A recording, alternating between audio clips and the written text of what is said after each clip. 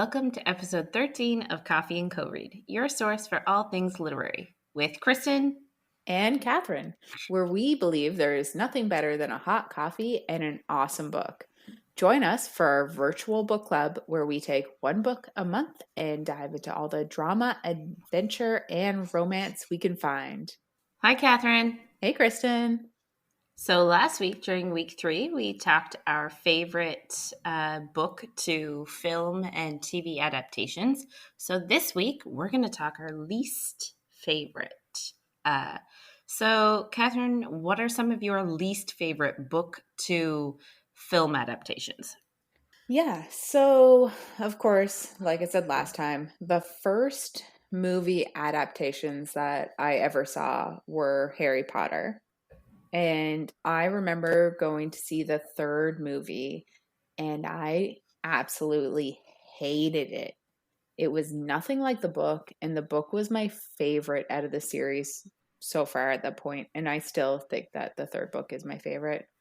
Um, but I also went with my sister who hadn't read any of the books, and she came to see the movies, and like the first two, clearly she could understand what was happening without me whispering in her ear.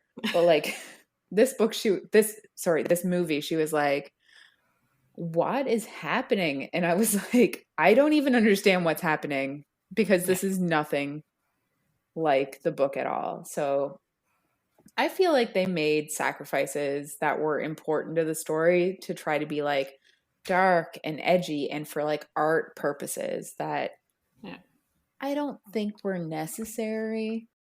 But that was the director change because, like you said last time, they had the same director for the first two, and then they got into different directors after that. I remember the next of my like least favorite was Blood and Chocolate. I know we talked about that before. It's not a very great story for people to read when they're as young as we were when we read them.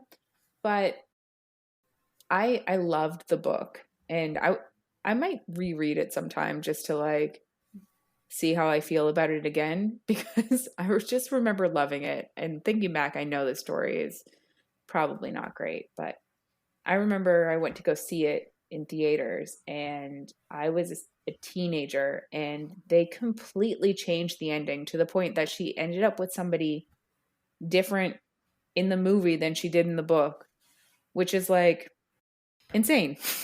But like, to be fair, I also feel like they did that because I feel like maybe a lot of people saw the pairing in the book as like unhealthy and problematic, Yeah, right? Like, I get for it.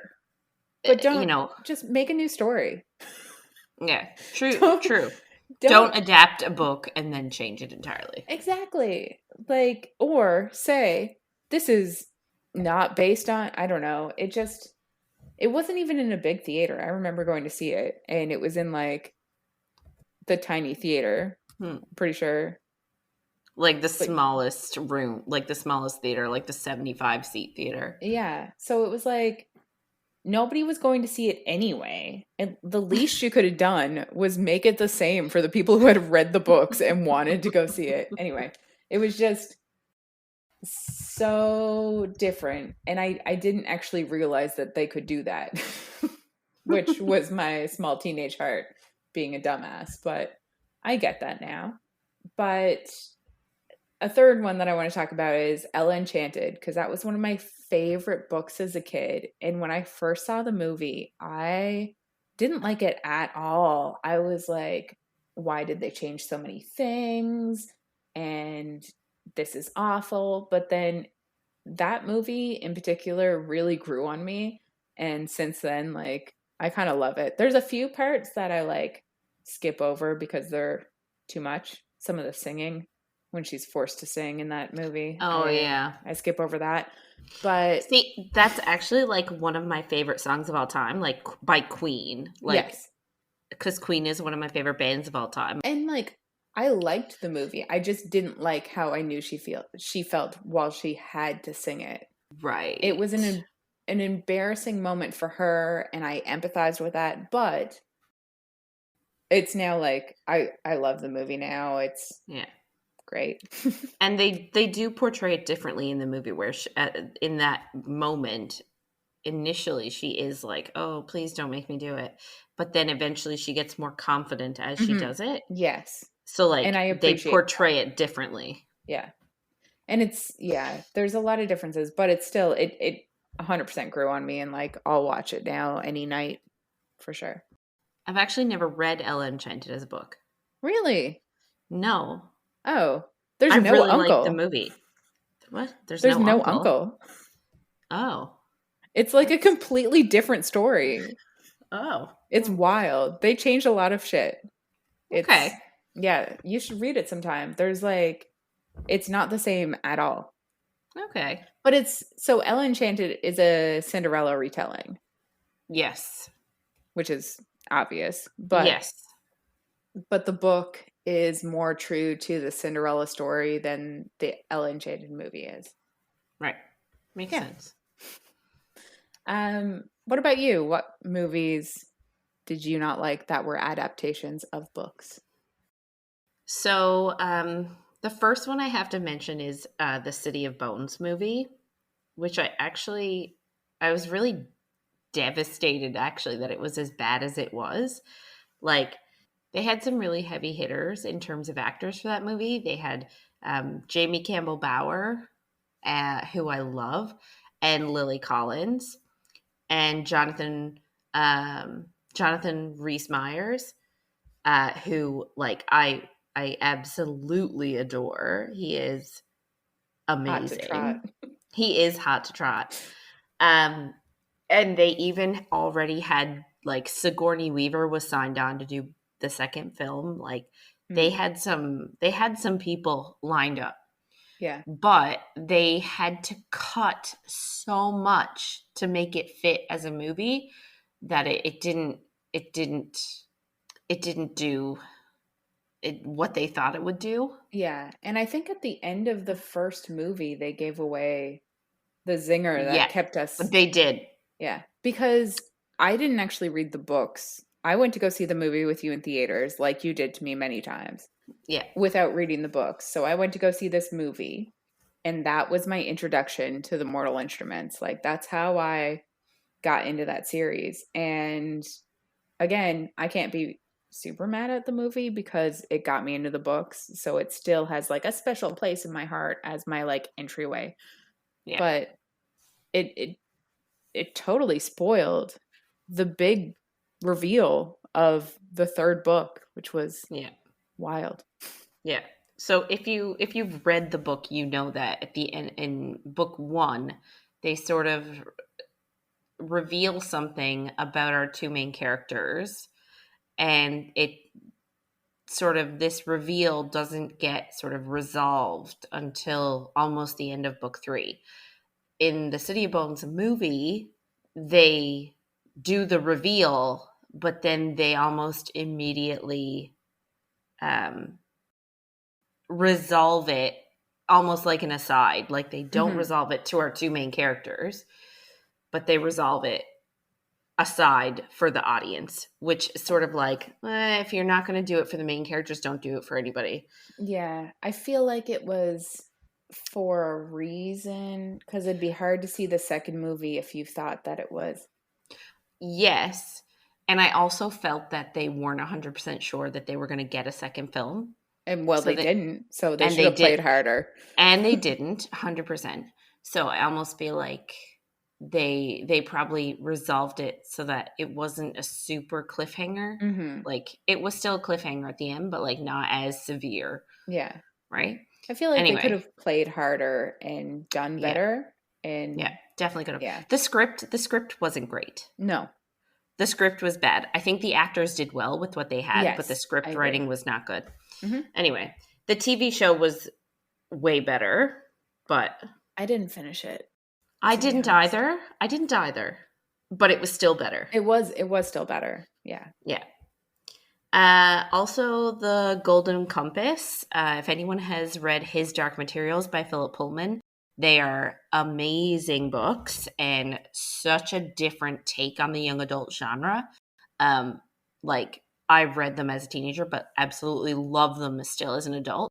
But still, the film that came out with Tilda Swinton in it and Daniel Craig, um, back like 10 years ago, was awful. They like Blood and Chocolate. They completely changed the ending.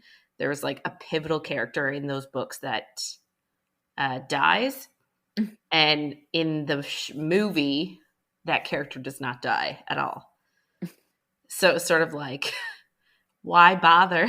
Yeah. Why bother making like? And there's a very pivotal reason why that character dies. Like Yeah. his death serves, or his or her death serves a purpose.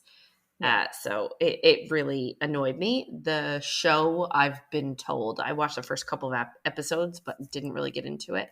It seems to follow a lot more closely to the book. Oh, okay. I'm also going to throw Twilight in there because it's super cringe.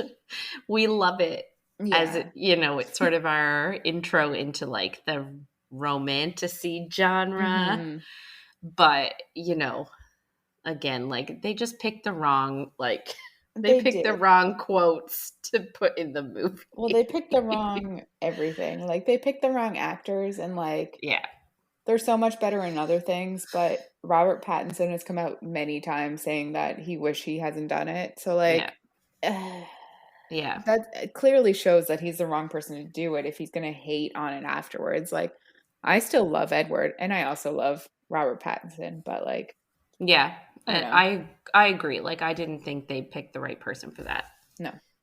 Um Percy Jackson as well, because Mm, like while I don't hate the movie, like if it's on TV, I'll watch it, same. sort of thing. Yeah. But that weird like song and dance like break, like that weird dance number in the middle Hmm. of the movie was just a bit bizarre. And again, like some of the script writing was a bit like Yeah. it was just weird. And again, they had an amazing cast. Hmm. So like again, they Really had though. Tilda Swinton was in it. They had Pierce Brosnan. Like they had, uh, jeez, The chick that was in Baywatch who is now like hot as fuck. yeah, they had a lot of really good actors. So, uh, you know, I feel like they did the best with what they could.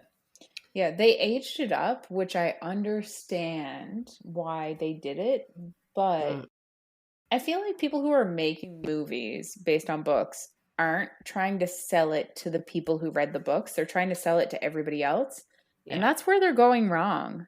yeah, Like 100%. if it's as good or better than the movie, I'll go see it 15 times in theater. I'll make it worth your while alone. Like I don't need other people to go see it. And I'll make it worth your while, like a $70 million production. But you buying a ticket 15 times makes it worth their while. yes, but anybody else like me who read the book and liked it would also go see it 15 times. Yeah, that's true. Also, directors, I'll make it worth your while. Oh, mom, Oh my don't listen to god. this one.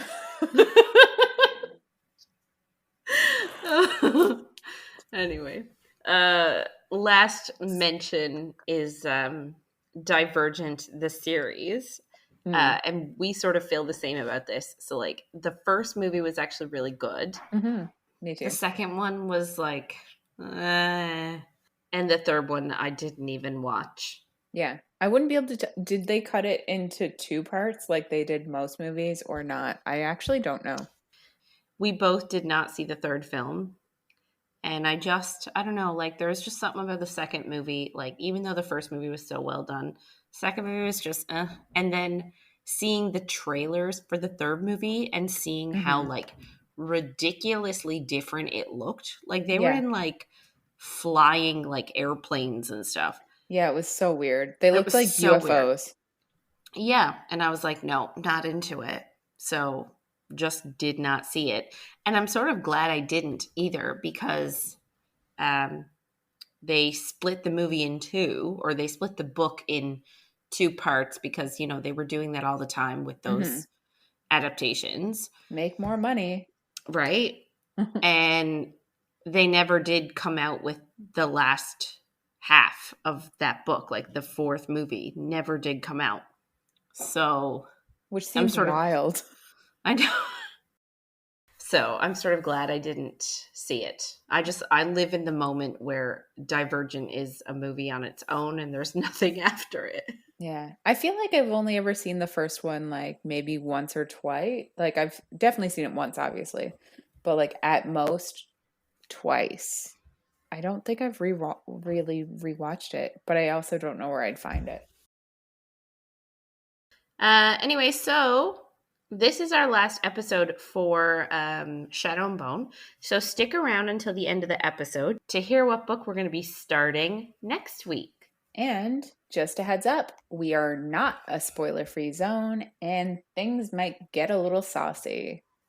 So, this is our last week of Shadow and Bone, and we're doing chapters 18 until the very end of the book, the after, as it's called in these books.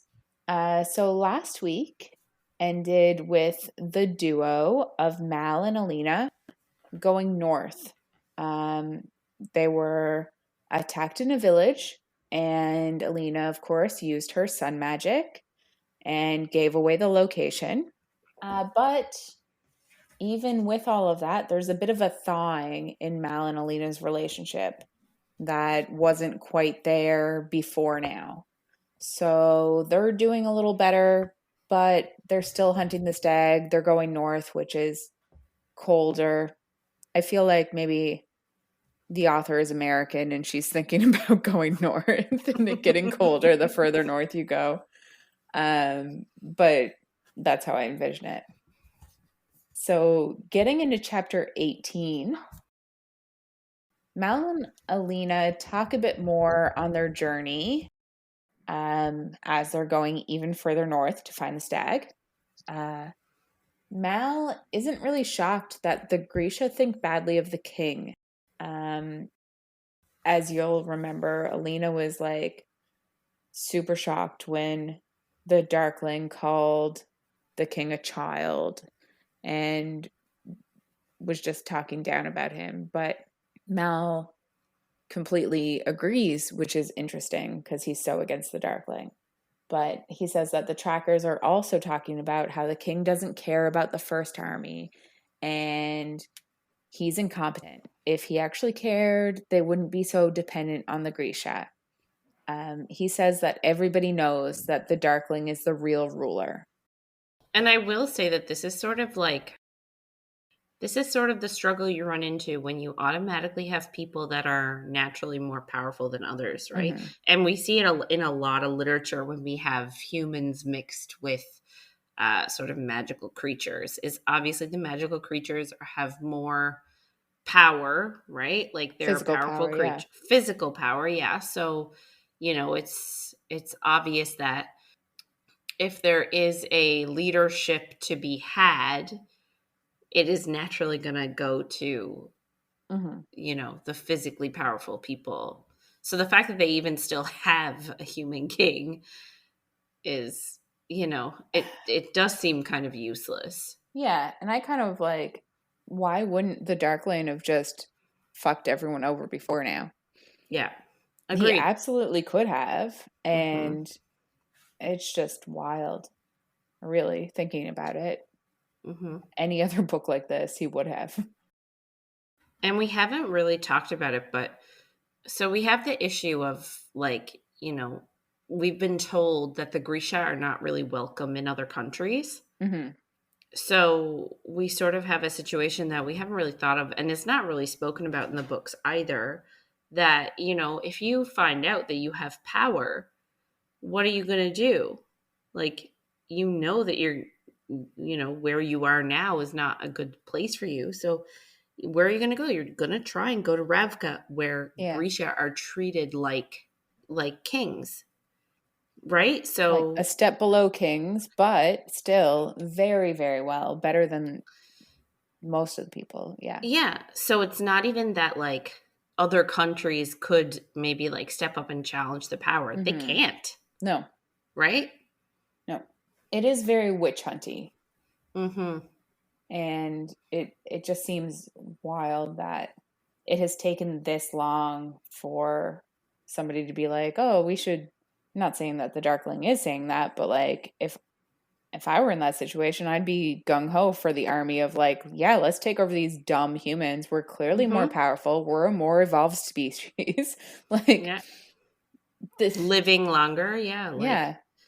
I don't and necessarily disagree with any of that. it like it also like I find it weird. It just doesn't seem politically smart for the other countries to like torture and kill their Grisha. Like obviously they have not been able to infiltrate Ravka. You would think that is due to their Grisha army. Like why are none of Hmm. the other countries taking a clue? Yeah, not at all. Not even a little bit. Uh, so back to present day, we'll call it. But Mm-hmm. Alina is worried that the amplifier and its power will change her, which we all know is a common trope. So, like, she should 100% be scared of that. It's completely normal for that to happen. Mm-hmm. um, One night, when Mal is almost asleep, Alina kind of wakes him up and she says, she needs him to do something for her. And he's kind of like, more than what I've already done, deserting the army, freezing my ass off, whatever else he thinks he's done. Um, it was a bit of cute banter between them, but I was also like, Mel, you didn't have to do any of this shit, so back off a bit. uh, but she says that if they catch up to us, they being the Darkling and his army, if they all catch up to them and they can't get the stag, that Mal can't let them take her. So, They being Mal and Alina if they don't get the stag. yes, that they can't let the Darkling, etc., take Alina. Because obviously, if the Darkling gets Alina, then he could get the stag. Mal will likely be with her. He'll use them both against each other. Um, they kind of discuss it a bit back and forth. At first, he flat out refuses because he's like, I can't kill you. I've done all of this to keep you alive, really. And as a reader, you're like, nobody asked you to do this. Like, I'm sorry you deserted the army and you're a piece of shit, but nobody asked you to do this. Yeah. That's what I was yelling at my book the first time I read it, at least. In the show, I'm less mad at him because he's cuter and he does more. But anyway, we also see more of what happened to him in the interim, so like it's yes, I can feel more for him. But uh she basically tells him that he had to realize that it was a possibility when they went north, and he disagrees with her. And I'm like, he was so gung-ho to go get the stag. Mm-hmm. He had to know that people are also searching for the stag. What what do you think the best option is if they find you next to the stag, but they kill it first? Like, Yeah. he should have realized it was very immature of him to think that everything was just going to work out perfectly. I also find him as a character though is a little bit like typical testosterone male. Like, you know what I mean? Like he's very Yeah. like, well, this is what we're gonna do, and you're gonna listen to me. Yeah. And for the most part, she's quite content to have him like, Boss her around. yes. Or And anybody boss her around, really, because she was like yes. that with the Darkling. Yeah. She's a very like, Pliable. yeah, pliable. Or like she just, and I don't know if it has something to do with her background or what, but she's Hmm. just a very like, she wants somebody else to take the reins.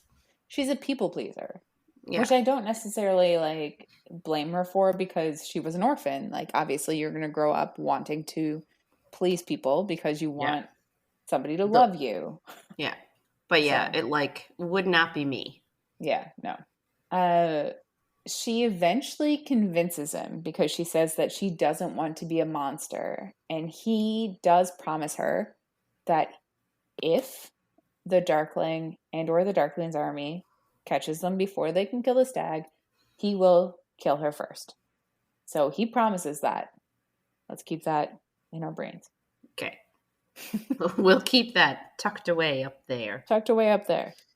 So days are passing and they're having trouble finding the stag. They're going further north. They're like looking around. I mean, it is a mystical fairy tale stag. Like, you would think it wouldn't be easy. Right. But not but yet. But one morning he wakes up and he tells her that he feels them and he forces her to get out of bed. They sit in front of a plateau basically all day. And Alina wonders if he's willing them to appear. Like Mal somehow knows that they're going to be here or they're nearby. And Alina's kind of like trying to figure out if there's something more going on with his power than she realizes. Like him having some form of power at all. Yeah, like is he some kind of Grisha as well? She's not thinking that far, but like, is there some sort of a Grisha that is a good hunter? Lil something something. Yeah, something's happening. Alina uses some of her power to try to heat them up because it's snowing and freezing. Yeah. And Mal kind of freaks out and asks what she's doing. And she responds with, it's no use not using it and freezing to death, which is like completely reasonable. What else are they supposed to do? Yeah. He does admit that her power is, quote, really something. Is that a really something good or really something bad?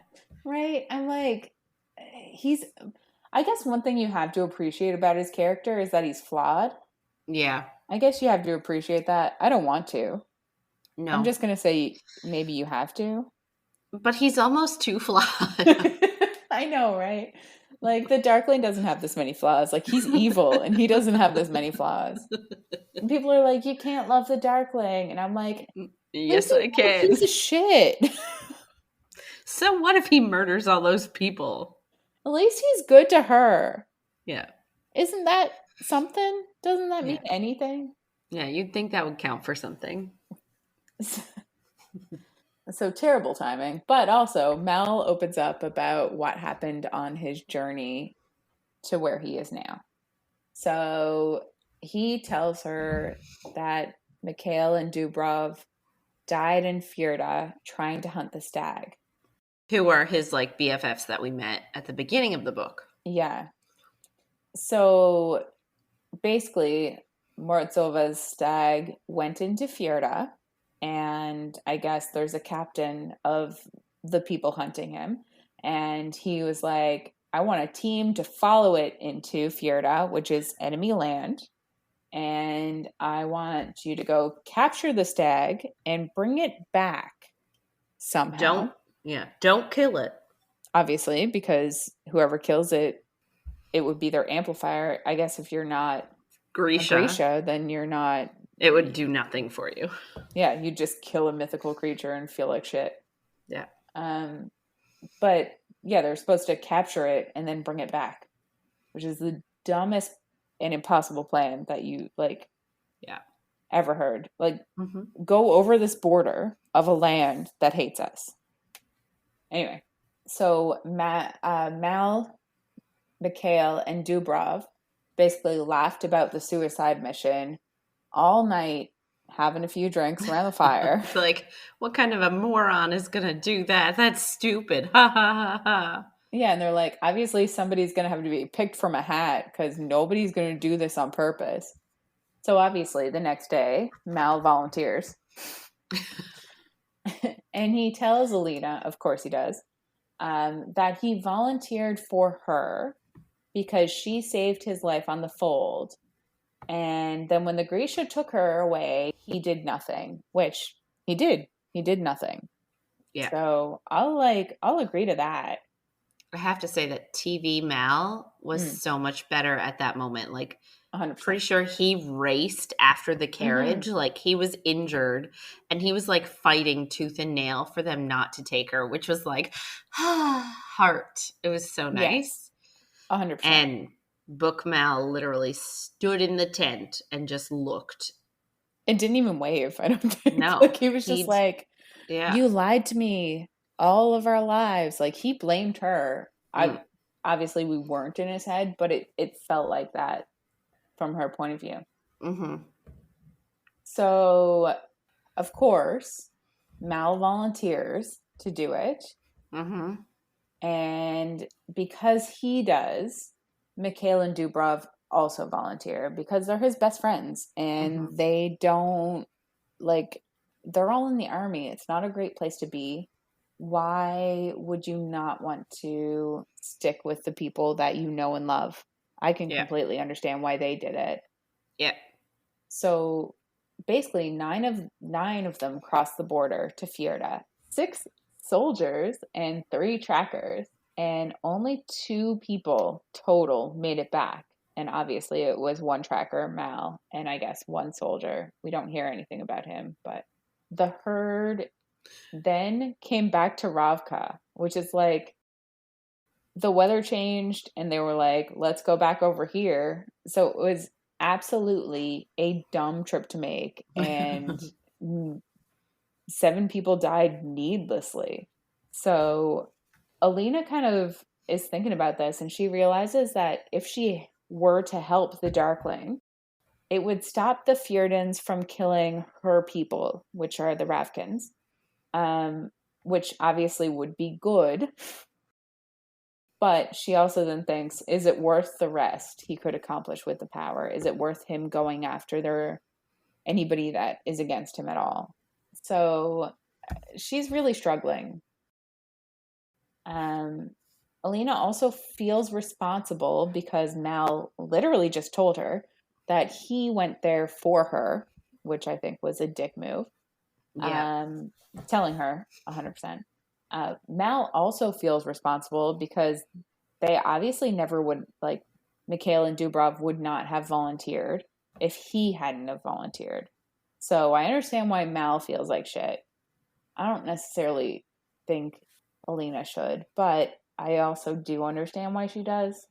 Yeah. Um, they also both kind of apologize for the fight that they had in the little palace. And Mal kind of just mentions that she just looked so happy performing for the Darkling. And you're like, as a reader, if you're like me, you're like, yes, she did. She was finally herself. She's finally letting her small science go. Hashtag magic. She's finally doing the magic that she's shoved down in herself for so long.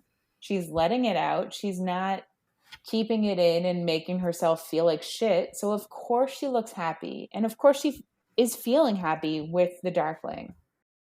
Like, we can't really blame her for that. Mal kind of acts childish about it again and says that even though she didn't fit in anywhere else in her like earlier life, I guess, that she belongs with him. Ugh. And you're like, cool, but you're also afraid of her power. Mm-hmm. And you only noticed her when she was gone. So, like, you were around fucking other girls all the time. And now you're going to be like, you belong with me. In what way? Like, I don't want to be your little sister for the rest of my life. Yeah. Well, and then too, like, he also doesn't really know what she's become. Like, they've been apart for months. So, Yes. like, she has grown and changed as a person. Yep.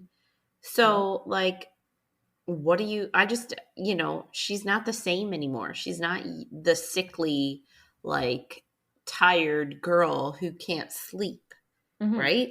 She's fully embraced herself and her power. So, like, dude better get over it. Like, he better get over this whole, like, being afraid of her power deal because this is who she is. And I don't think he's quite there yet. If ever, but we'll get to if that. if ever. Yeah. He basically just asks her if she missed him. And like as a reader, you're like, are you fucking kidding me? Half of the story this far was just about how much she missed you. I can't Yeah. believe that you're asking this. And like obviously we don't get his point of view in the book, so it's Which I feel hard like to we keep know. saying. Like, I know I want to give him the benefit of the doubt only because of how the trilogy ends. If it ended differently, I would not give a fuck about him. yeah. So I just need to say that. But he then says that he missed her every hour, but it caught him by surprise. Sir, what? Excuse me? That is such a shitty thing to say. Like, you only realize that she meant something to you when she was gone? That's a you problem. It is, though. What a shitty thing to say to somebody. He tells her how much he's done to be with her and Ugh. that he'd do it again. And, like, I get it. I get that he's finally realized all of this shit. But also, that is manipulative. So, like, we talked last week about how the Darkling is basically emotionally abusive. But is this much different? Like, I feel like he's also being Manipulate. manipulative. Yeah. Like, he didn't even love her until he lost her. Yeah. Anyway, he does say he's sorry he took so long to see her, and he kisses her. You're like, is this good enough? I don't want this. But like, just, I don't know how I feel about it, honestly, because when it was happening, I was happy because she was happy. Yes, I get Like, that. Yeah. right? Like, it's what she wanted. Mm-hmm. But also, I feel like, and I'm going to get a lot of hate for this, I don't think she gave the Darkling enough of a chance. Well, if you're gonna give this guy a chance, you may as well fucking give. I think a lot of people love the Darkling, and I think He never gets a fair shake. he doesn't. I think that if she had of agreed, not agreed, but if they had been on the same page from the beginning, Yeah. they could have helped each other. She could have helped him be more light, and he could have helped Mm. her not be so in love with an idiot. Yeah. And also take a little something for herself, because, like, I don't And know. yeah. But like you said, Alina feels like her love for Mal is like her power, and she forced both down, and she can never get rid of either. So, this is like a very important line that everybody should keep in mind forever, and maybe it'll make you feel better about the trilogy. So, immediately after their kiss, the herd comes out, It's like they and were waiting on purpose, like giving them their privacy. basically they're like waiting for them to be okay as people so that they're on the same page, because the stag's like, if these two people are on the same page, maybe I won't die. That's what Mm-hmm. the stag was thinking. So the stag looks at them, and Mal takes his bow out, and he is ready to murder this stag. But not actually. He's ready to like take it down so that Alina can actually kill it, because she needs Yeah. to kill it for The power. yeah, the whatever the fuck that's called. Amplifier. Amplifier. Yes. So Alina stops him though, and she walks to the stag, and she lays her hand on his muzzle. And it does not attack her like a normal, like a wild stag would. Wild beast. And she understands the stag and knows that she cannot kill him, which is like an interesting way to put it, but let's go with that. Yeah. She's there touching the stag's Nosy muzzle, nose. nosy nose, booping him on the little tip top of his nose. And an arrow hits the stag in the chest, and he goes down. And the entire clearing fills with Operelnik. The Darkling then comes out and tells Alina that she should have listened to Mal and killed the stag when she had the chance, but now it's too late. Mal tries to kill the stag so that the Darkling can't kill it first and obviously enslave Alina, which is like a really good plan on his part. But obviously, Quick is quick thinking. it is quick thinking. Yeah, I appreciated that. It's like the first moment that I was like, you go, Mal. You're not completely useless or a D-bag. Yeah, Still a but D-bag. for sure, a squalor stops him. Of course, it stops the arrow, and the Darkling basically then goes to use the cut on the stag, but Alina jumps in front of it. And remember, the cut is that like crazy wild move where he takes his power and does like a slash with his hands. Not the clap, a Oh, slash. He fair. slashes with his hands and he cuts somebody in half. Yeah. So Or he tries to, something in this point, a or stag. something, yes. Um, yeah, so the Darkling tries to do that, and then Alina's in front, so he obviously directs his power elsewhere because he doesn't want to kill her. Um, the Darkling then forces darkness to them, and Alina obviously uses her light to keep the darkness away, and they're kind of at a standstill. And the Darkling basically just taunts them and asking Mal if he's ready to die. And does he know how willing Alina was to give herself to him? And it's just like very juvenile, I feel, but it works because Alina feels shame and she Mm-hmm. loses control. And she basically looks at Mal and she's like, dude, you promised. Now's the time. Fucking kill me. Mm-hmm. And he can't do it.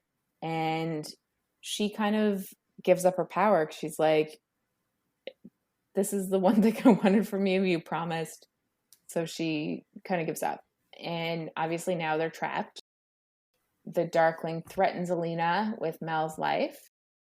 And he finally kills the stag. The stag has just been on the side here for ages, bleeding out. Sin. I Poor know. boy. I felt bad for him. And then he orders that they bring him a piece of each antler from the stag's body. So David is a fabricator that we met in one of the first sections that we talked about. But Jenya has a huge crush on David, and Mm-hmm. David is an amazing fabricator. And he is the one that is going to make this collar. They basically hurt Mal to get her to give in, threaten him, whatever. And the Darkling puts the bones slash antlers in place around her throat, and David fabricates them so that there are no clasps or hinges. So it's basically secured to her forever around her throat. Um, Which I wonder if like so like if she got like a saw, would she be able to saw it off, I wonder? Or is it like magicked in place? I feel like it's magicked in place. I feel like that's what they were trying to get at, but I I actually love how the show did it. Mm-hmm. Like I did too. it was gross, and I understand Un- why some people were like felt it was too much, but I think that that was better cuz like it shows how permanent it is. It shows that there's nothing you can do.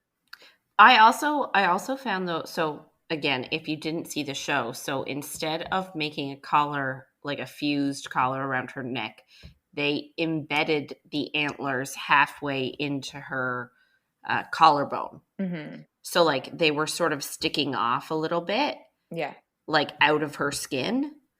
And I sort of like that because it almost like it made it uh, it made it obvious that it was not natural, Yeah, and it's a part of right? her now, which like Yeah, makes sense for like the power you're getting from it. It's a part of you, you're a part yeah, of it. Like yeah, I appreciated the symbolism through the skin, and also it looked crazy and cool as fuck. yeah. Like I But liked like, that but like, but that's visual. what I mean. Like the fact that like it belonged to the Darkling, not to her. So he Hmm. fused it to her. So like showing that it was part of her, but it wasn't hers, which is why it looked so gross, Yeah. right? Because it wasn't natural. Because Hmm. it should have been hers, but it wasn't. Yes. Yeah. So after the collar is fused around her neck, basically, the Darkling grabs her shoulder and commands her to use her light. And she feels the command inside her. And she exudes light against her will. She tries to resist it, but she can't. There's so much light, and she no longer feels good about doing her magic because in the beginning she talked about how she finally felt confident and she finally felt alive, and now there's nothing good about it anymore because it isn't hers. Uh, Yeah. the Darkling says that they're going to camp for the night and then leave for the fold in the morning. He asks that they send word to the apparat to be ready. And as the reader, you're kind of like, what does the apparat need to know that? What's he doing? Mm. So, something He's we need to being think about he's being a creepy creep. for sure. Um, the Darkling tells Alina that if she tries to hurt herself, Mal will suffer for it, which, as a reader and as somebody who lives in a home and isn't worried about anything, um, I was kind of like, so what? Like, obviously, they're both clearly either going to be enslaved or die. So, why is that a threat anymore? Yeah. Like, the Darkling is going to kill him at least. And Alina wanted to be dead. So, like, I don't know. I feel like she let her feelings get too into it. Yeah. But obviously, I can't say that I wouldn't. But reading, you're like, you shouldn't have done that.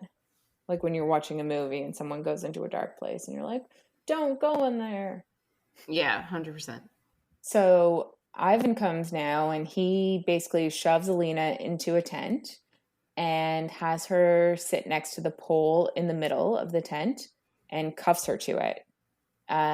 She kind of tries to reason with him, which I think is reasonable.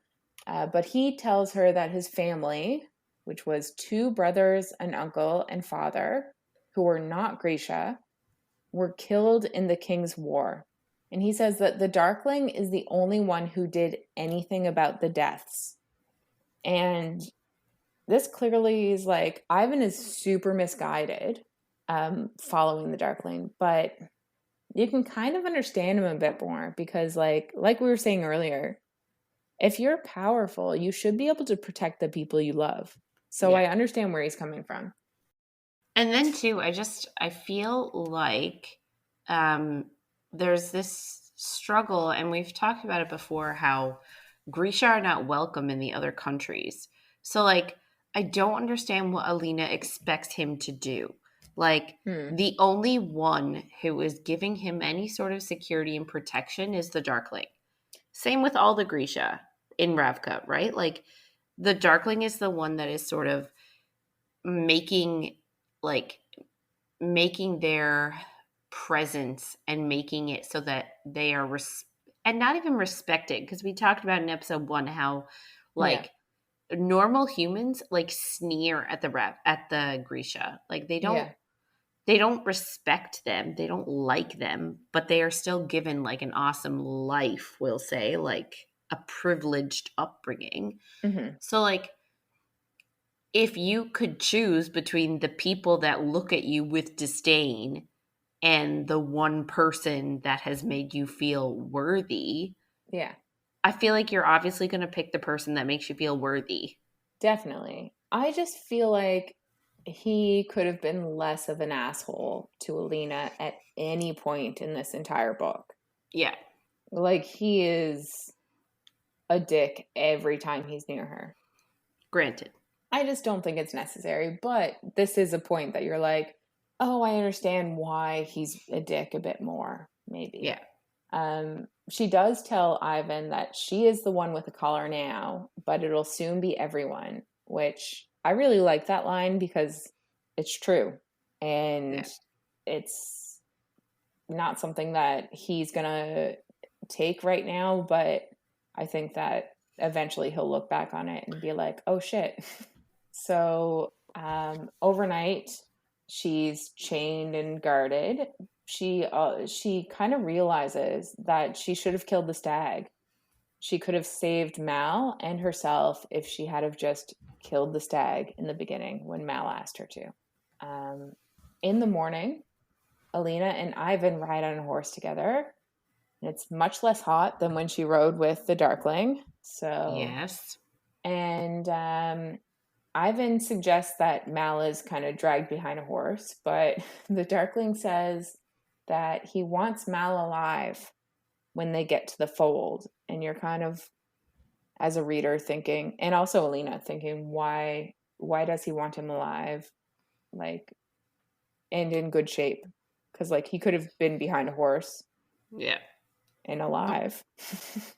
But I also feel too that like he's a smart man. He knows that if Mal is injured or killed, then he doesn't have his sort of bargaining chip with her.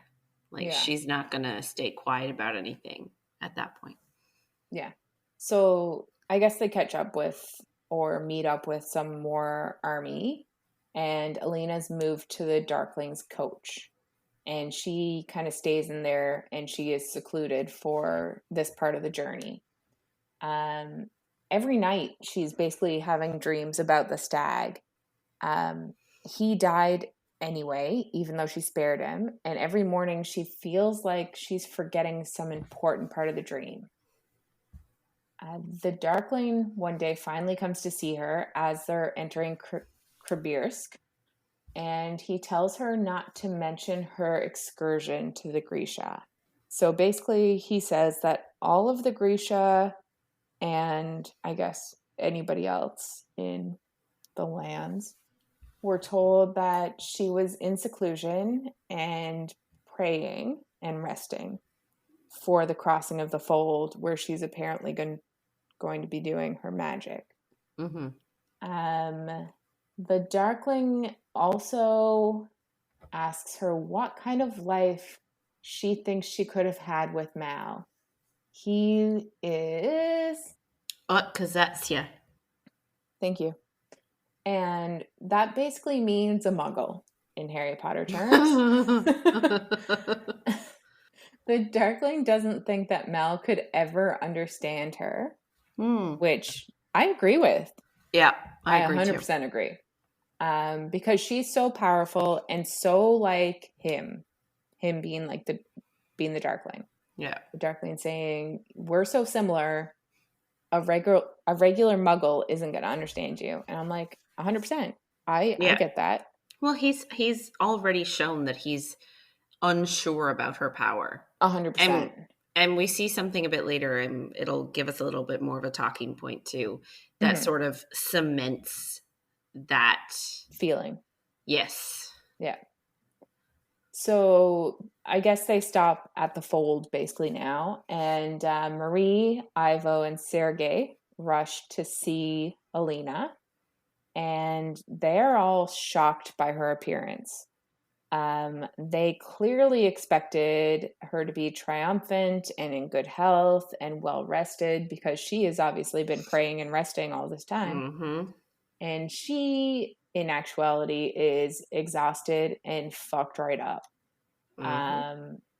They all marvel at her collar, though, because it's shiny and new. It's so pretty. Like, this is amazing. They're all very jealous, I would assume. Yeah. Well, also, it's a mythical creature, so I guess it is pretty cool. Yeah. Yeah. She's brought to her tent, which is, of course, next to the Darkling's tent. Mm-hmm. And it is full of furs, and it has her blue summoner's robes, which is an interesting tidbit to like put in the books. Like, yeah, I wish it had the black. Now. I wish it had the black. Yeah, but there's obviously a reason she's wearing blue, just to show that she's not on the same level. She's now just as common as any other Grisha. She is not as powerful as the Darkling. He's trying to put her back into a place below him. Yeah.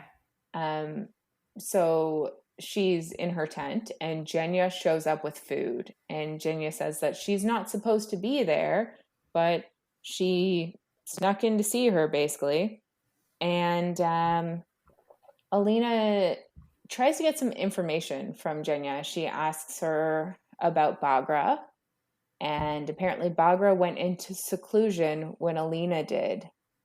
Alina kind of hopes that Bagra got away, but she doesn't think that it's likely. The Darkling has definitely punished her for her part in all of this, is what she's thinking. So Alina tries to kind of plead to Jenya to talk to the king, to tell him what the Darkling's doing.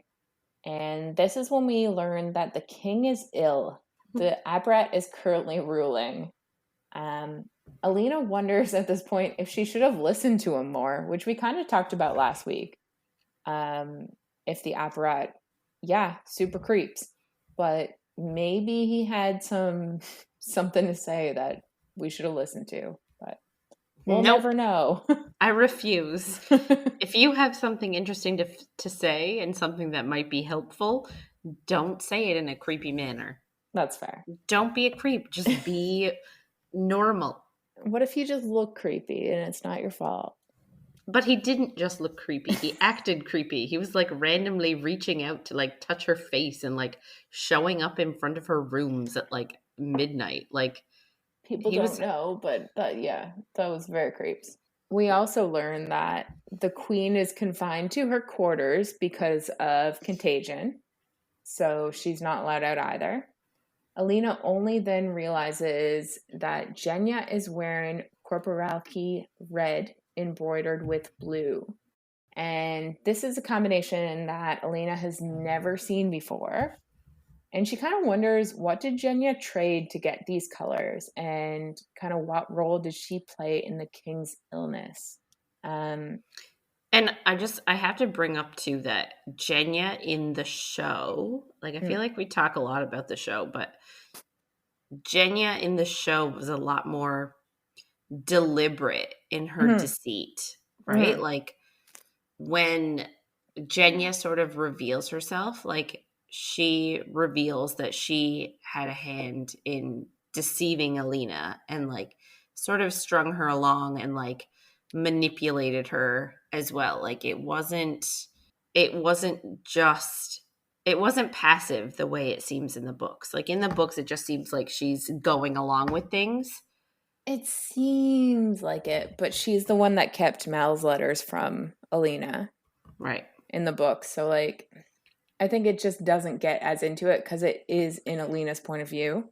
Because this really is a slap in the face to her that she's like, Jenya even says that she tried to warn her. And I don't think that she did. She did warn her about powerful men, but like you're like that in Alina's head, you're that could be taken as anything, yeah. Don't sleep with the Darkling. Like anyone could tell you that. I don't think that was good enough. But no. Alina asks if Jenya knows what he plans to do, he being the Darkling, and she says there are rumors. And Alina tells her they are all true. And that line kind of just confused me because I was like, you don't know what the rumors are. So I don't know if that's a good thing to tell her. That line I just found kind of weird, but it's fine. Jenya says there is nothing to be done about it. And she also tells Alina that David feels terrible. And he feels like he's destroyed all of Ravka. He seems more upset than Jenya, based on what Jenya's saying. And Alina tells Jenya that it isn't his fault. They all did their part in it, in destroying Ravka. And Jenya seems shocked at this.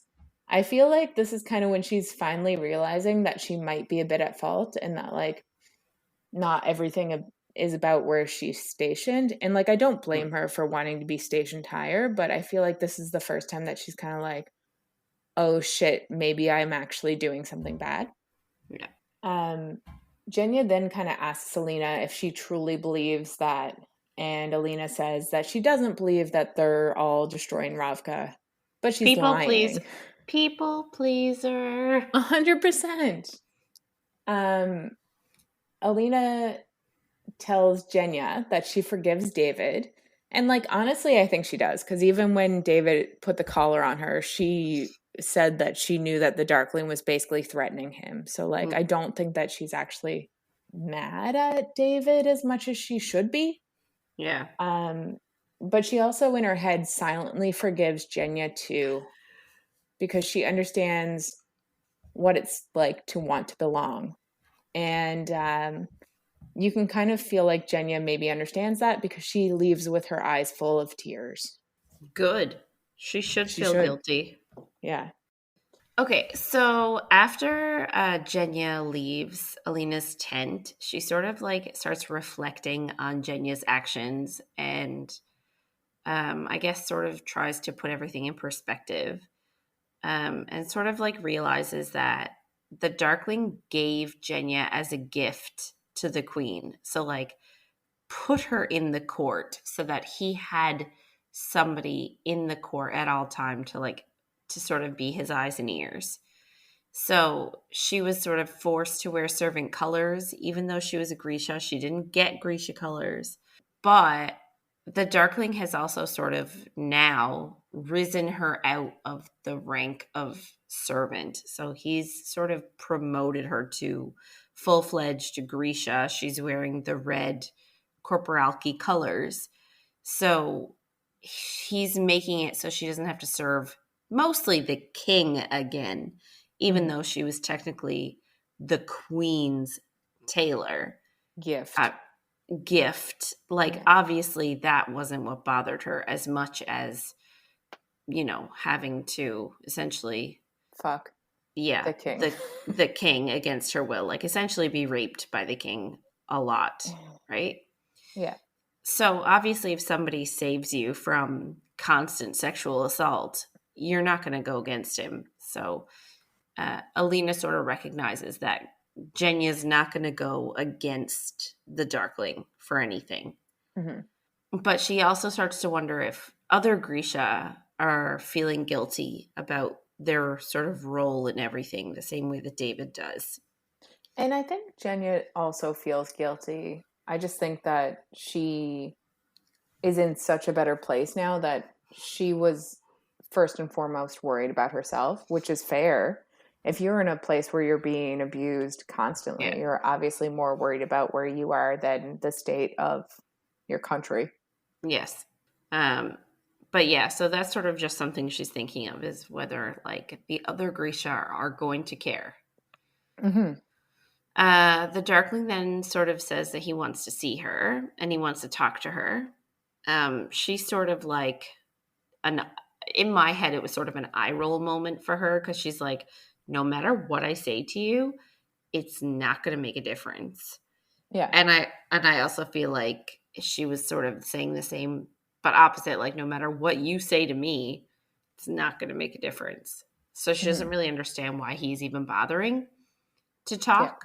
Um, but nonetheless, he sort of like tries to talk and she doesn't really listen.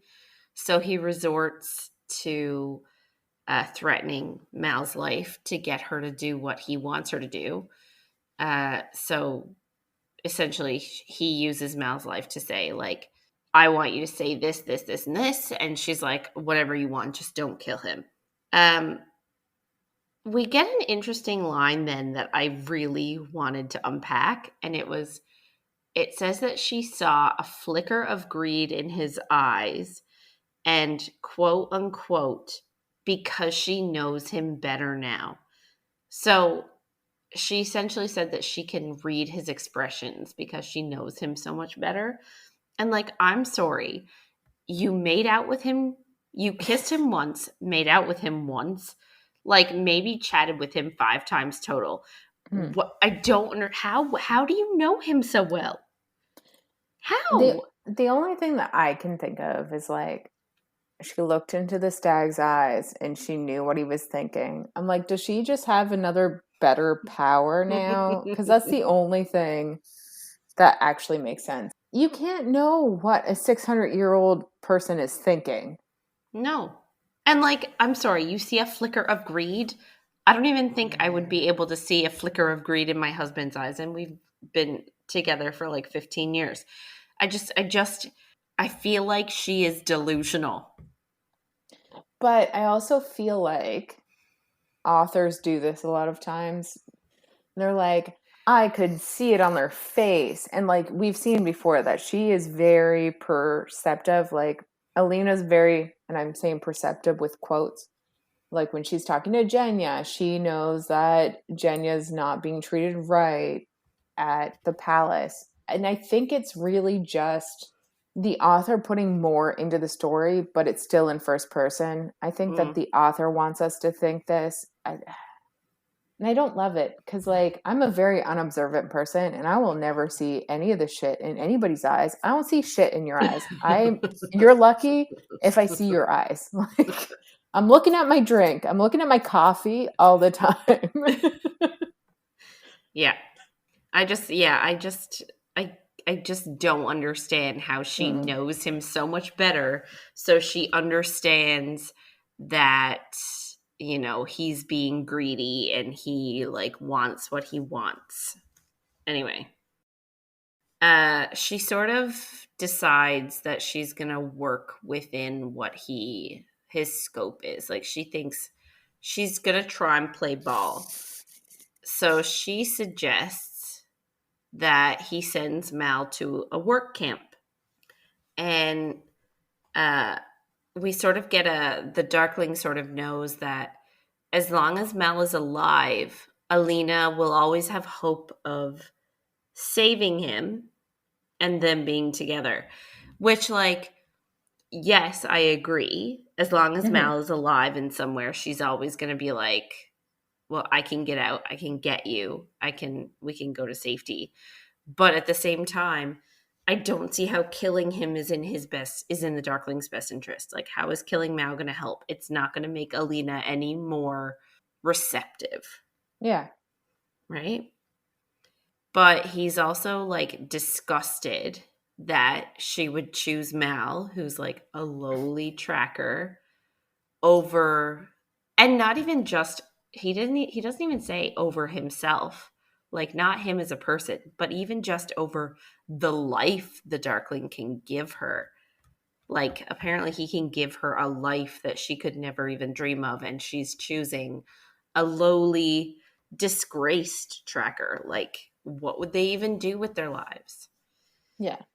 Because obviously they'd have to probably be on the run Yeah. and she wouldn't be able to use her powers. So she'd be back to her sickly self. Yeah. So like he's coming from a great place to get her to say yes. Yeah. um he sort of also tells her like he never really intended to enslave her, but he then says like he just couldn't take the chance with Ravka's future. And that sort of like, dude, like if you had trusted her with the truth, you would have told her. Yeah, but also I feel like he could have spun it if he Yeah. didn't trust her. He could have spun it and been like, "You'll get this amplifier. We'll do this. Mm. Like, we'll stop the Fjordans from killing." Because she at one point was like, "Yeah, if I was part of his plan, the Fjordans would stop killing us," which is Mm-hmm. like ideal, really. Yeah. Um, he then sort of tries to play the guilt card and he's like, you abandoned Ravka in their time of need. Mm. Like they as a society, as a people, they curse the Darkling because, and that's not even like, they don't even know that he's the one who made the Shadowfold. Hmm. They think he's just a relative of the one that did.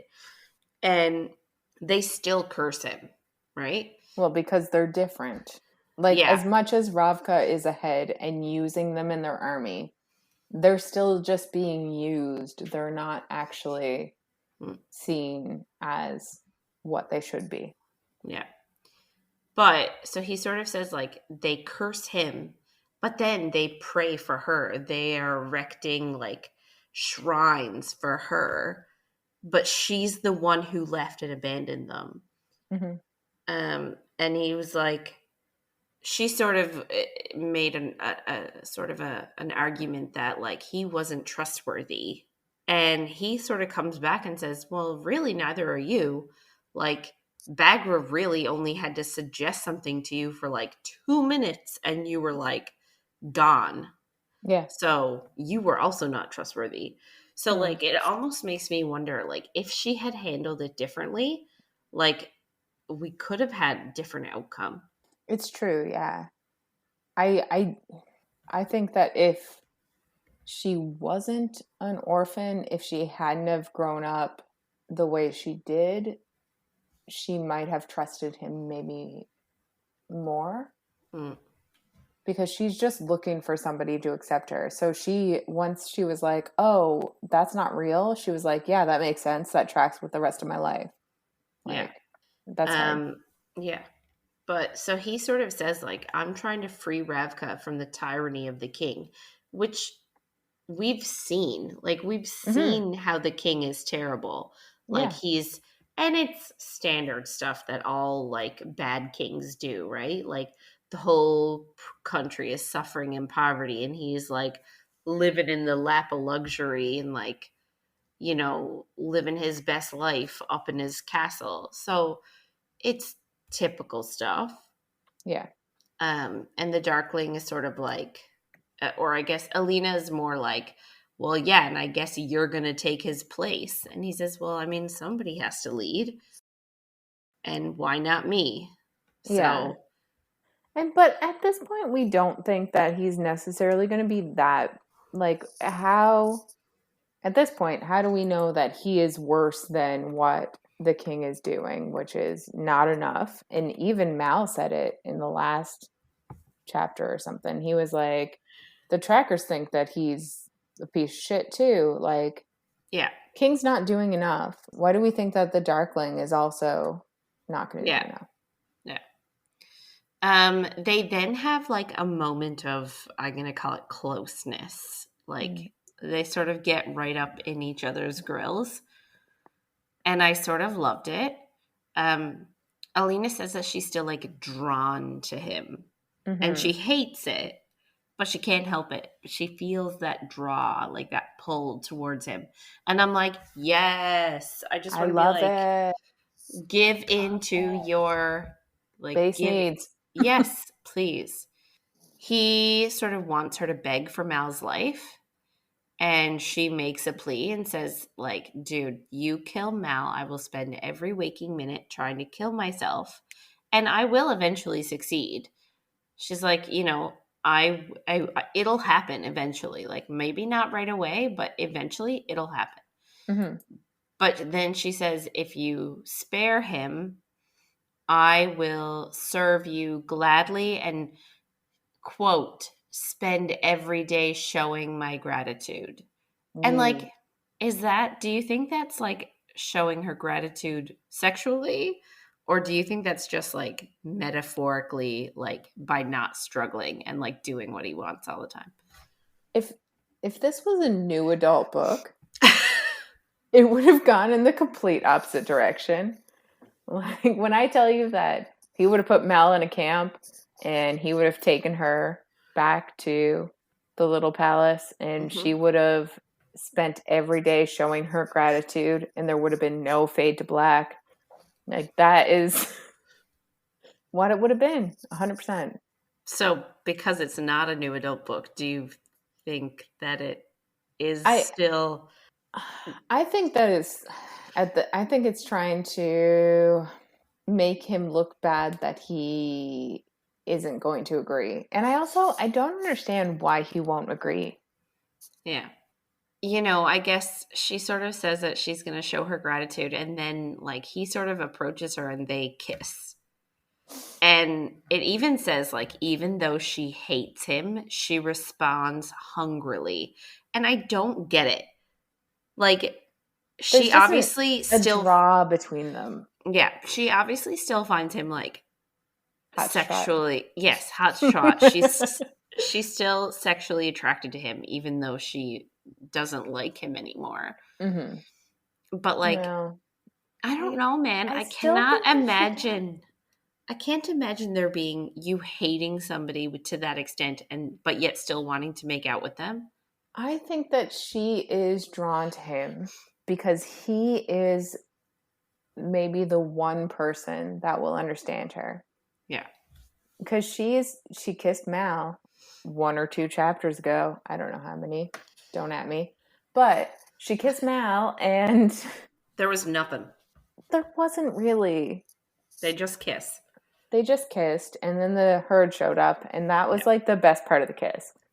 But It's true. When I think of it, I literally think of like the platonic, like they're just touching lips.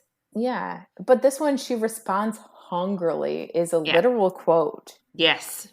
Like She wants him. she does and he wants her. Yeah. Like she talked to him in like the second week that we talked about this. She was like, "You want me and you hate it." And like that almost makes it, maybe it's like my dysfunctional brain, but that almost makes it better. Yeah. You want this against your will. I know. So that means that you love me more than you want to love any, and like Yeah. your little heart is going, "Yes, please." Yes. Yeah. I guess he sort of says to her, he's like, do you know what? I'll agree. Like after they kiss, he says, I'm going to let you go visit Mal in his cell. And then he sort of says, tomorrow we're going to go into the fold and I'm going to feed Mal to the Volcra because that's what traitors deserve. And he's a traitor. So obviously he doesn't like, he's not taking the deal. No. But like he's also not thinking endgame No. because they could have avoided everything that happens after this point in the book if he was like, you and Mal can share a cell together in this tiny little like a 2 foot by 2 foot. You have to lie. Yeah. You have to crawl into it. It's basically a cat cage. You both live in there. If he said that, they would have accepted. Yeah. But he's like, I'm going to tell you right now I'm going to kill him tomorrow. Don't tell her. Just kill him tomorrow. Yeah. Like, yeah. He doesn't have the integrity for that. I don't know why he tells her. That's true. Yeah. That part just, it's not in line with his character. No. I will say, so then he sort of says to Alina, and this sort, like, I don't know why I find this kind of hot, but he says that Alina's going to hate him for a long time because she has the collar on. So because of that collar, she's going to live for a very long time. And he says eventually she'll succumb to him. And I don't know why. I find that a really hot idea. I don't know why.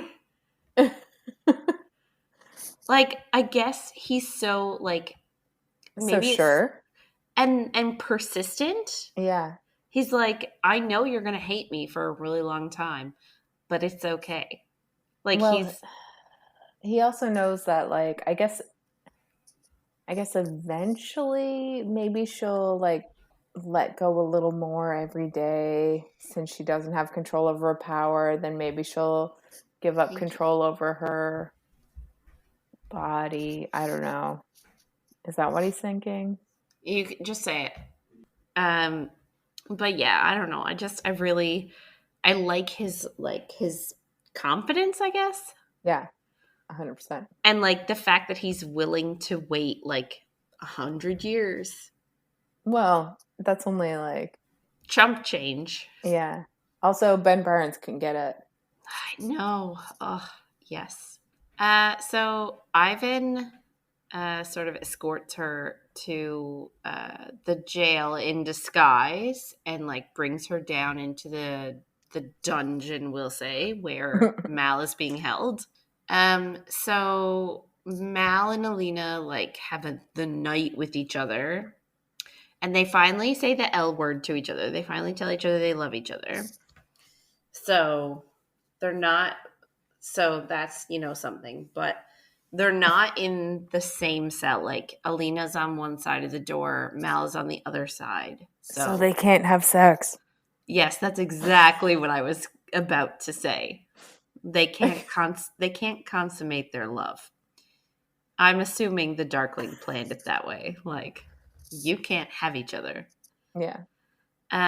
So because they can't have sex, because they can't or are not uh, creative About to enough, do doggy style for their first time. they tell stories about their childhoods and like talk about how they saw each other, and I guess just sort of like reminisce. So Alina sort of knows that it's Mal's last night. I don't think Mal really knows. Um, and then we finally get the story of the scar on her hand. So the scar that she rubs all the time. hmm And in the show, she asks Jenya to get rid of it, but in the book, I don't think she does. I No, know I just read the book, but um, yeah, no, in the she doesn't. show, that's the moment she got rid of Mal. Is she's like, take this scar off my hand, and that's when she can finally use her power in the show. But in the book, she keeps it because it's always a part of her, and I kind of appreciate the book part more, knowing what's happening But I in the next also, movie. so like this is something that is completely different in the book versus the show. Mm. So in the book, the story of the scar on her hand is Mm-hmm. she was patching together a china cup with glue at the orphanage, and Mal came home from a hunting trip and he was gone for, I guess, an extended period. So she was about 15, and I guess she saw him coming home from the window, goes out to him to like welcome him home. He hauls her up and spins her around in a huge hug. The cup shard that she was trying to patch together was still in her hand, and she dug it into her hand, and like primarily because she didn't want to let him go. And that was sort of the moment she realized she loved him. So that's why the scar was so important to her, because it Mm-hmm. was that sort of moment she realized, oh, I'm in love with this guy. In the show, it's a bit different because we talked about We did. before Yeah. that um, in the show they have the qualification um, that when you're being tested for Grisha powers, you cannot be injured. If you are injured at all, if you have any injuries, your power will not manifest. So, in the show, to compensate so that Alina tests negative, she cuts her hand and hides it away so that no one knows she cut her hand so that she tests negative. Obviously, in the book, she just pushes her power down Yeah. using her amazing mental prowess as an 8-year old. I kind of feel like the show's a disservice to her. And I know, like you just said, yeah, she's an 8-year old. She probably shouldn't be able to push it down that far. But like when we actually got the moment of her doing her Grisha interview, she was like squirming and trying to get away. And they were like, you're in an orphanage. We're like, we didn't actually think we were going to find anything here. Clearly, the Grisha that are there Yeah. don't think they're going to find anybody. So they're not trying their hardest. They have an off day. Maybe they're hungover. Yeah. But I think that like the injury thing is just a bit too easy. Like Mal Yeah. had an injury, didn't he, Yes. in the show? So In the like show, he did. Yeah. so maybe they're trying to tell us something in the show. Like maybe they would have felt something on him too. It's true. I don't Yeah, I I don't agree. I know. don't understand, like, okay, so say if you're injured and you are Grisha, like, so does that mean, like, they make it seem like if you're injured at the time that you're tested, that's just it. You just luck out. You're never going to be tested again. Like, Exactly. that just seems weird to me. It's not like they're going to come back and test you again. They don't have a spreadsheet for one. Well, maybe 'Cause they they don't should. have- Maybe they should start one. they should start one. Get that spreadsheet going. I love a good spreadsheet. But They that's could the do one by hand, I'm sure. If they can draw maps by hand, they can record a freaking spreadsheet. every single child that's ever been born. Yes. If they're Check mark. if they're testing them all, they should keep a log. They should, 100%. And I guess that's the thing. Like, if you ever have a shitty day at work, you're like, he's probably, it seems like it's like a 1 in 20 chance. Yeah, he's injured. I'm just going to give up. Yeah. I'm going to say, yeah, I tested him. He's fine. But that's the difference in the book and the show. In the book, it's not like if you have an injury, it doesn't matter. Yeah. Yeah. But I feel like in the show, they made such a big deal about the injury in her hand, and then she got rid of it. Mm-hmm. And that is a huge thing. When in the book, we only at this point in the last 35 pages hear about the story of her hand scar that she obsessively rubs because she loves him, and it has nothing to do with her power. So yeah, it's very different, but I get what they're doing in the show, obviously. Like, yeah, agreed. Yeah. So they fall asleep sort of on either side of the jail cell, and Alina dreams of the stag again. So, like, she literally cannot stop dreaming about it. Ivan comes and gets her back in the morning and takes her back to her tent. And Jenya dresses her in her snazzy black kefta that she had for the winter fit. And I'm like, you guys couldn't have gotten her a different outfit? Like, she's got to wear the same thing. That seems like, come on, get her something different. But anyway, so Jenya helps get her dressed, does her hair and makeup, then brings her to the Grisha tent where Alina stands right next to the Darkling. She doesn't really say anything. They sort of get on this big sand skiff, and she's introduced, and she's still sort of acting like, you know, a proper Grisha emissary, we'll say. Like, you know, she's acting like she's not a slave. So she's introduced to all these ambassadors that have amassed on the skiff. So they're ambassadors from Shuhan, Fierda, and Kirsch. So these are all countries like surrounding Ravka. And there's also a representative of the king, because obviously the king can't go because he's sick. So they take off. They head on into the Shadowfold. Once they're inside, the Darkling commands, I guess, a couple of Grisha he had stationed to burn. He says, like, okay, just burn, like he says that word. And essentially telling them they're going to shoot flames out of their hands to announce their presence to the Volcra, which is sort of like, dude, what are you doing? Like, not everybody knows his plan. So obviously the ambassadors are kind of like, why?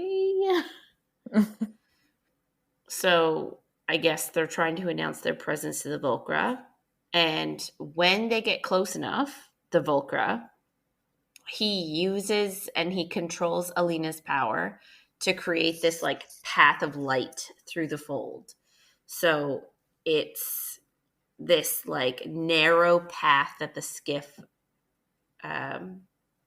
can pass through, and there's no Volcra like in the pathway. Like, they're all on either side, and they can't get through the dark to get to the path of light. They can see a village at the other end of the fold. and it's like, I guess we'll call like a border town sort of situation. Um, this part actually really got me and like really made me sad. So there are these like children playing, and there are people sort of gathering at the light and looking at it and being like, oh, this is so cool. What's happening? And then the Darkling starts to use his power, and he starts to creep the shadow fold itself, the darkness. He starts to creep it forward, closer to the village, enveloping all the innocent people that had gathered there, including a mother and her little boy. And they make it very apparent, like they very clearly state that women and children, and like it doesn't Mm-hmm. matter who, everybody is being, I guess, overtaken. So he ended up completely overtaking the entire village, to intimidate the ambassadors. So essentially, everybody who was in that village is dead, or even worse, a Volcra right now. Yeah. In the show, it is West Ravka that he Yeah. kind of takes over. Yes. Which And also, maybe it's the same thing in the book, but we don't actually get as specific. no, I think they just call it like a border town. Like, I don't Yeah. think it's a very large town. No. Like, I feel like it's the equivalent of Krabirsk, just on Mm-hmm. the other side. Yeah, exactly. Obviously, the ambassadors are pissed, and so is the king's envoy.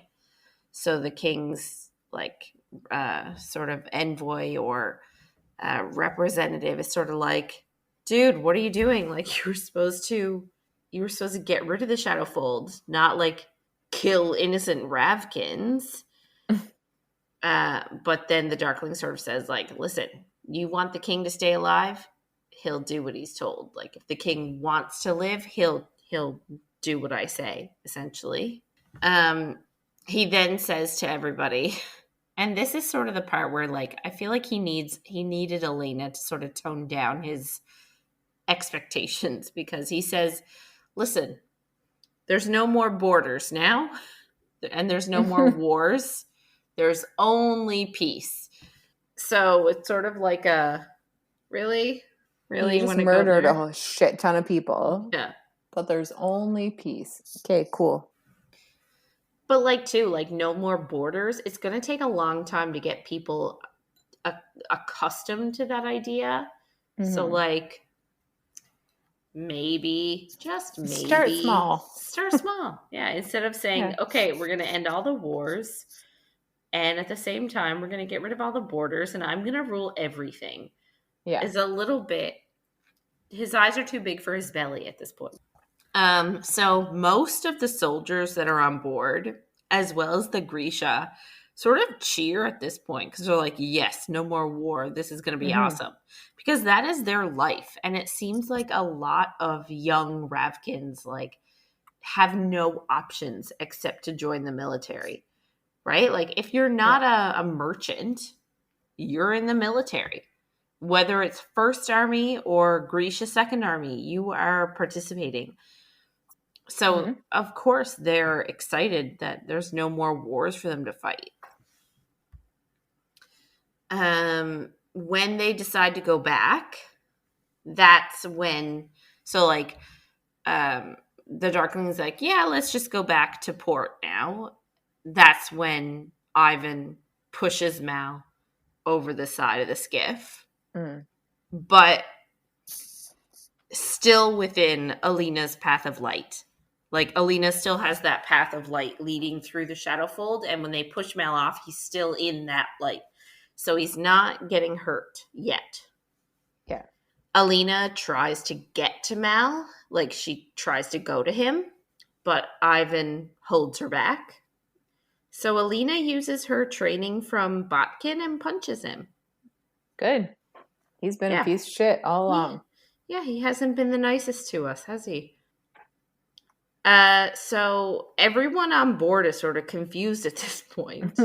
Makes sense. Because they're sort of like, I don't really understand what you're doing. Like, aren't you and the Darkling like together on this? Like, Yeah.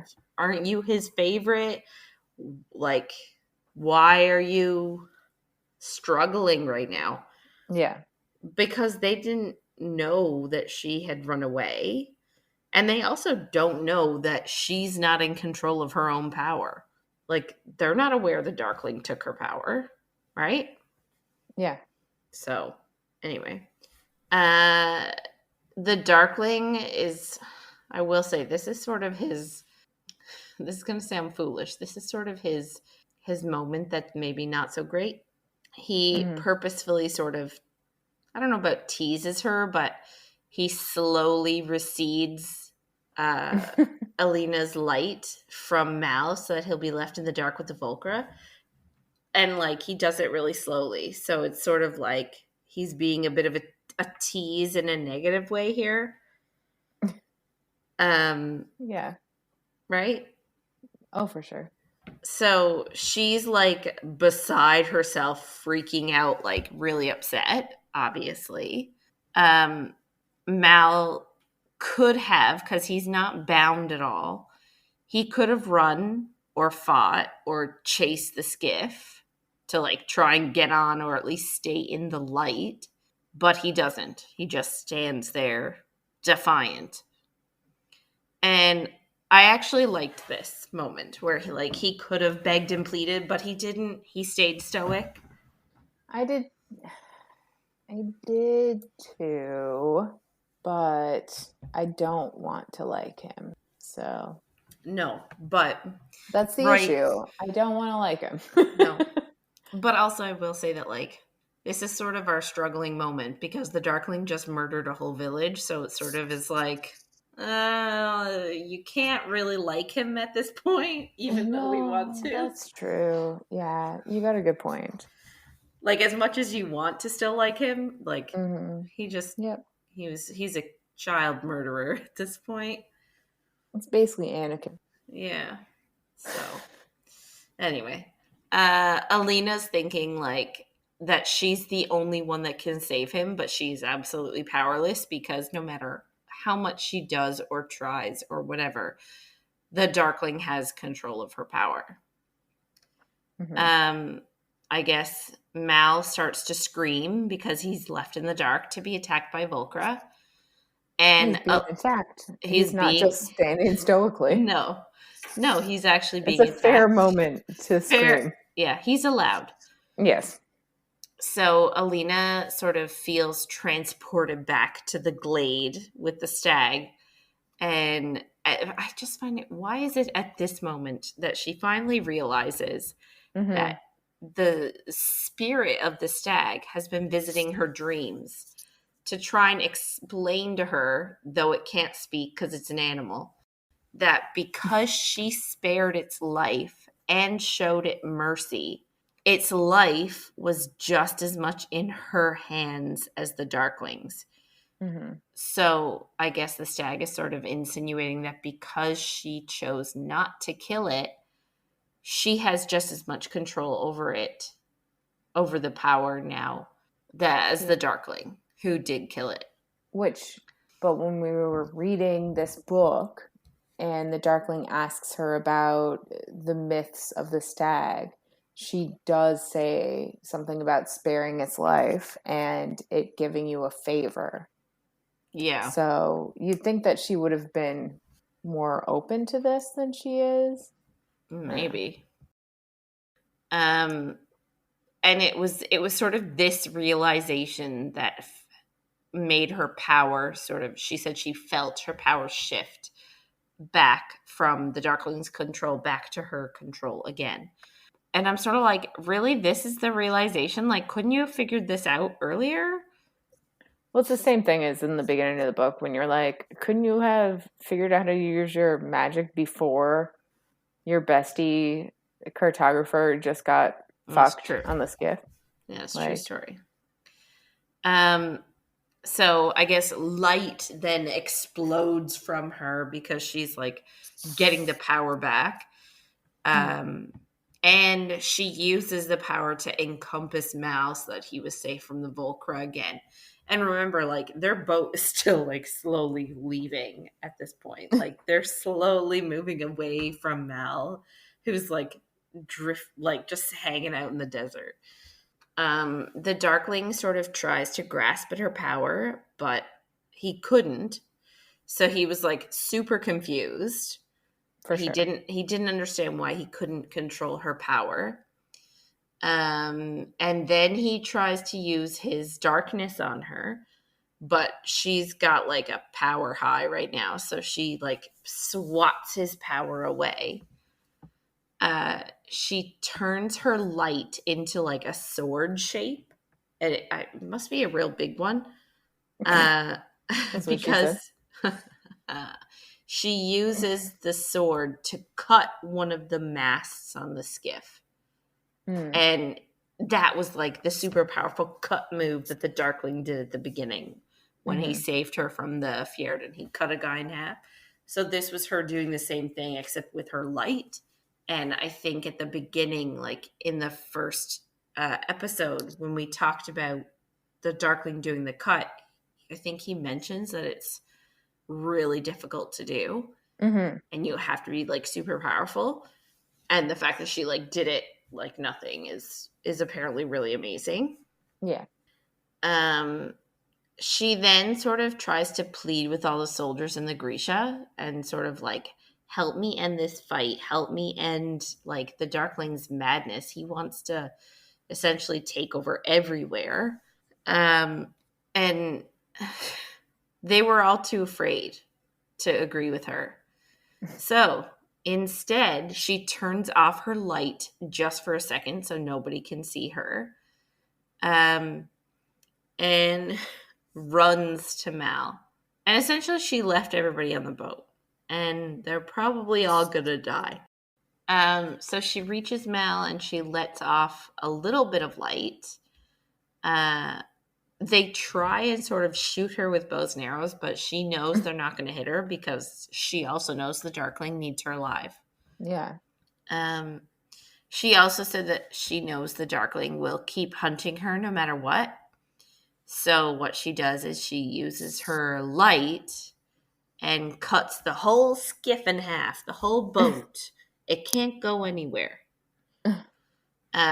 Even though he sort of tried to convince her to spare the people on the ship, he was sort of like trying to have her use good judgment and save the innocent people. Hmm. Which we all know he doesn't see them as innocent, so it's like, ugh, Yeah, how I feel about it. agreed. So, like, he's trying to convince her, like, spare these people, they're innocent. Um, he's trying to convince her to show mercy because that's sort of one of her traits, we'll say, and what, As a like, good person. yeah, what distinguishes her from the Darkling is that Mm, she's good and he's not good. yeah. So she should try and show a bit of mercy. Which Uh, is probably going to follow her into the next book. yeah, yeah, especially since she doesn't. She Yeah. leaves them all there to die. She doesn't show mercy at all. Um, they do run sort of the opposite way. So they run into West Ravka. So, like, the new side that they haven't been to before. Hmm. Um, and they make their way to the harbor area. And they're going to catch a boat on the true sea.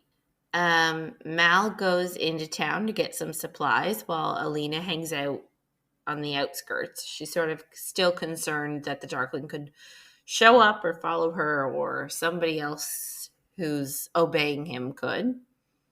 Um, Alina then sort of like has a little think on all the people that she left to die. She thinks that she would really miss Jenya. Even though she sort of betrayed her, she said she's really going to miss her.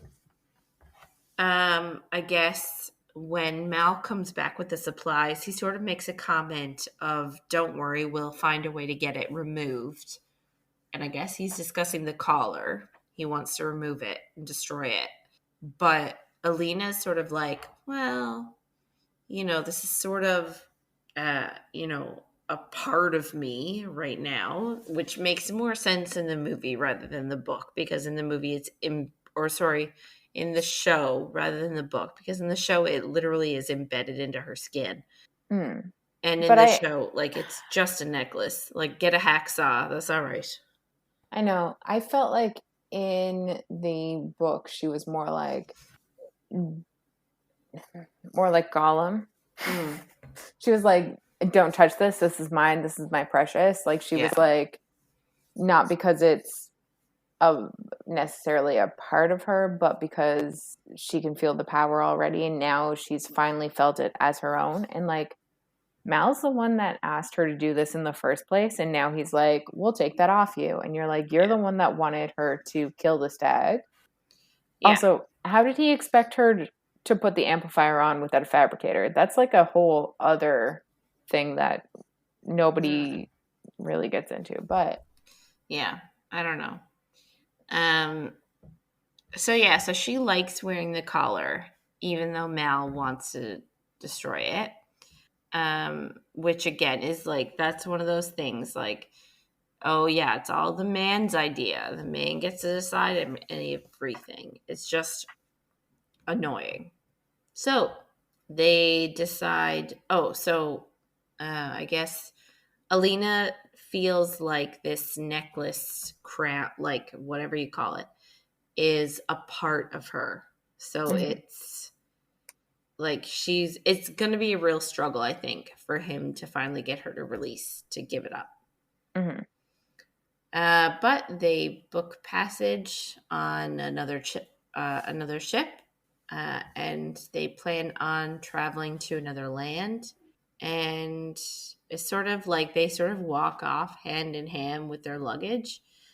And I feel like um, they're sort of like agreeing that they're orphans again. Like, no matter what they've done in the past, like, mhm. they're orphans again now. They don't have the army, they don't have the Grisha to fall back on. They are completely alone. So they're orphans again, and they only have each other again. Yeah, yeah, I agree. So it was a sad ending. Like, it was a happy ending, but a sad ending. So, any more thoughts about this book? I guess this is the ending of this book. Yeah. Overall, like, it was a really good book. I really loved the Slavic take on it. I thought that was Hmm. really interesting and not something that tends to break through into popular media. Yeah, So yeah, that was really good. And I also, like we've discussed it, I really, really enjoyed the adaptation. yeah, I think they did a really good job with the Netflix show. I agree. I really liked.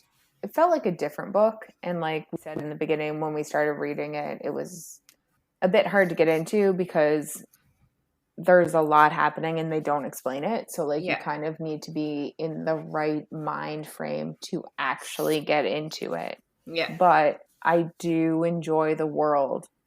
Yes. The Yeah. world is cool. And I know you prefer Six of Crows to this. Yeah. So I guess that wraps it up for this week. If you want to get in touch with us and share your thoughts on anything you heard in any of our episodes, or if you have any book suggestions, you can email us at coffeeandcoread@gmail.com. And be sure to check us out on Twitter, Facebook, and Instagram at Coffee and Co Read. So now for our next book announcement. So for the month of June, we are going to be reading Bitten by Kelly Armstrong. She is the author of the Otherworld series. Bitten is book 1. We are going to be reading chapters 1 to 6, which, if you have a physical copy of the book, that would be the prologue to The Hunt. So make sure you follow along. And if you're enjoying our little chats, don't forget to follow, rate, and review wherever you find content. Thanks for listening, everybody, and we'll see you on the next page.